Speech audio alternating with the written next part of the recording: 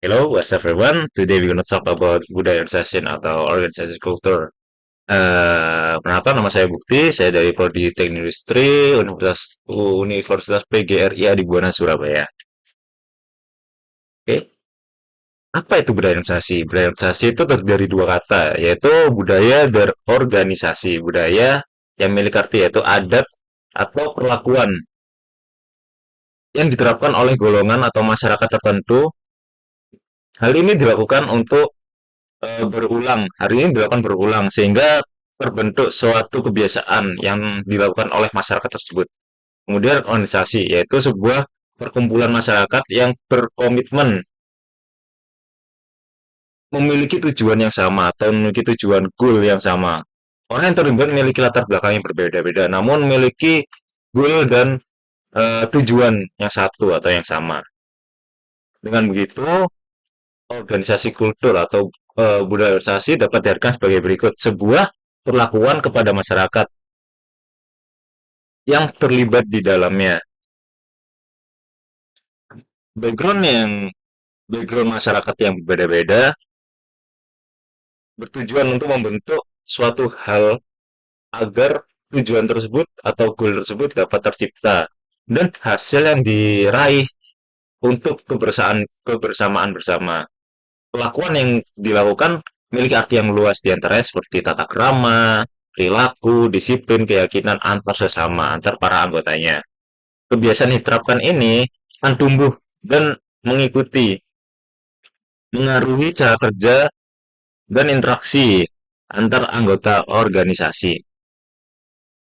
Next, dalam ranah kerja praktik, saya magang kerja praktik pada PT Liman Astra Steel yang bergerak pada manufaktur fabrikasi dan memproduksi jasa pemotongan seperti jasa memproduksi barang seperti tangki dengan jasa seperti mesin potong, mesin bending, mesin tekuk, mesin roll, mesin bubut, dan lain sebagainya. Perusahaan ini harus memastikan semua kegiatan yang dilakukan sesuai dengan peraturan SOP dan sesuai dengan visi misi tujuan perusahaan. Hal ini dapat berpengaruh pada kinerja, sistem, dan kualitas hasil produksi tersebut.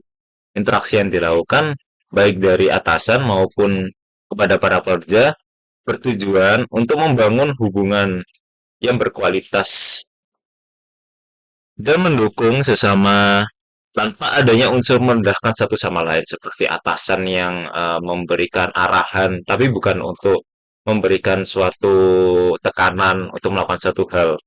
Begitu begitu juga dengan disiplin dan tanggung jawab yang dilakukan oleh para pekerja di sana. Hal ini untuk menjamin satu tujuan yaitu produk hasil produk yang sesuai dengan harapan perusahaan dengan kualitas yang baik dan berdaya saing. Kemudian, bagaimana organisasi tersebut bisa terbentuk?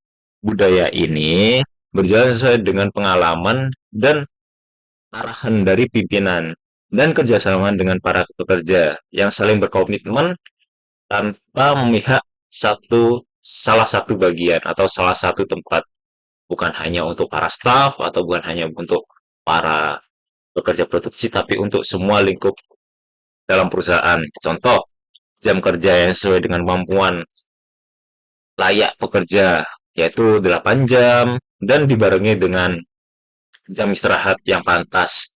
Di tempat magang saya, terdapat 3 jam.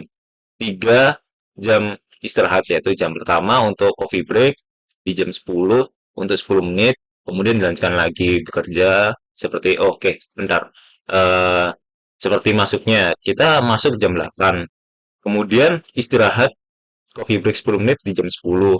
Setelah itu melakukan pekerjaan lagi sampai jam 12, akhirnya kita istirahat selama 1 jam sampai jam 1. Kemudian bekerja hingga jam 3, kemudian kita mendapatkan coffee break selama 10 menit, kemudian dilanjutkan lagi kerja sampai pulang setengah 5.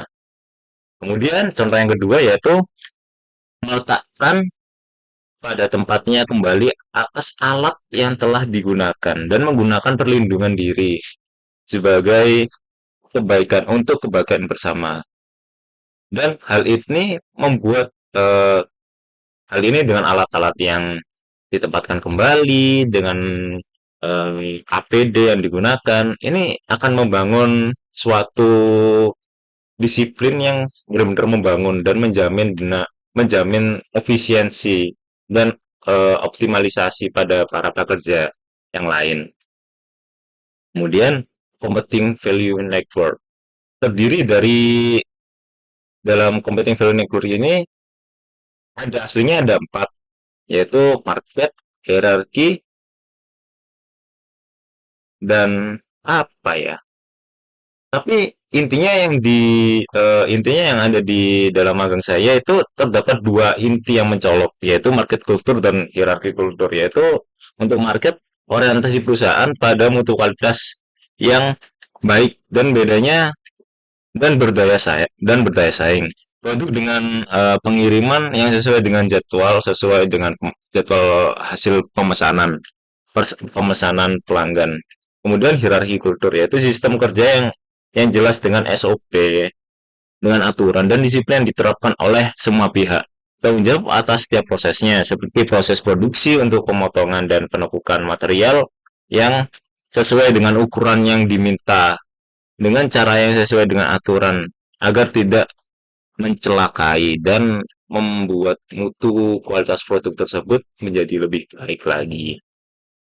Kemudian konsep VUCA yang menggambarkan kondisi kerja yang penuh tantangan, yaitu satu, volatility atau ketidakstabilan, fluktuatif jumlah dan jenis pemesanan produk yang berubah-ubah, membuat jadwal produksi ini berubah juga. Seperti tempat magang saya, karena ini adalah manufaktur fabrikasi, sehingga seseorang yang ingin memesan pasti berbeda-beda dengan pemesan yang lain karena kita produknya tidak sama dan juga kita lebih ke produk jasa dalam model tangki kayak misal bikin tangki pabrik atau kayak bikin tangki dari perusahaan yang lain pasti beda-beda kan bentuknya. Kemudian uncertainty atau ketidakpastian yaitu bentuk produk yang tidak sama tiap pemesanan sehingga berbeda-beda juga cara kerjanya.